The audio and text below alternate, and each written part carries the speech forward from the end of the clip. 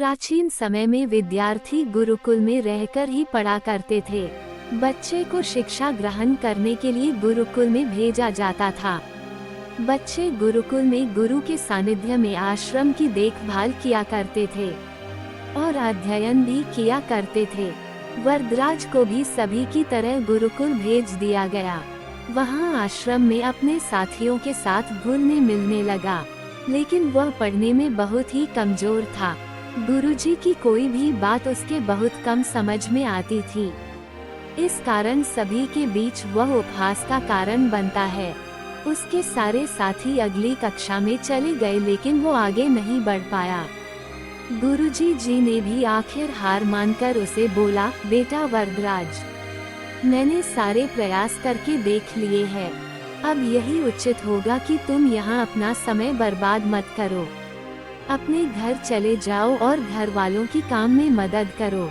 वरदराज ने भी सोचा कि शायद विद्या मेरी किस्मत में नहीं है, और भारी मन से गुरुकुल से घर के लिए निकल गया। दोपहर का समय था। रास्ते में उसे प्यास लगने लगी। इधर उधर देखने पर उसने पाया कि थोड़ी दूर पर ही कुछ महिलाएं कुएं से पानी भर रही थीं। वो कुएं के पास गया। वहाँ पत्थरों पर रस्सी के आने जाने से निशान बने हुए थे। तो उसने महिलाओं से पूछा, ये निशान आपने कैसे बनाए? तो एक महिला ने जवाब दिया, बेटी, ये निशान हमने नहीं बनाए।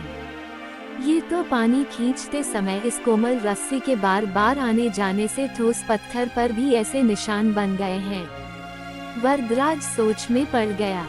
उसने विचार किया कि जब एक कोमल से रस्सी के बार बार आने जाने से एक ठोस पत्थर पर गहरे निशान बन सकते हैं, तो निरंतर अभ्यास से मैं विद्या ग्रहण क्यों नहीं कर सकता। वरदराज ढेर सारे उत्साह के साथ वापस गुरुकुल आया और अथक कड़ी मेहनत की। गुरुजी ने भी खुश होकर भरपूर सहयोग किया।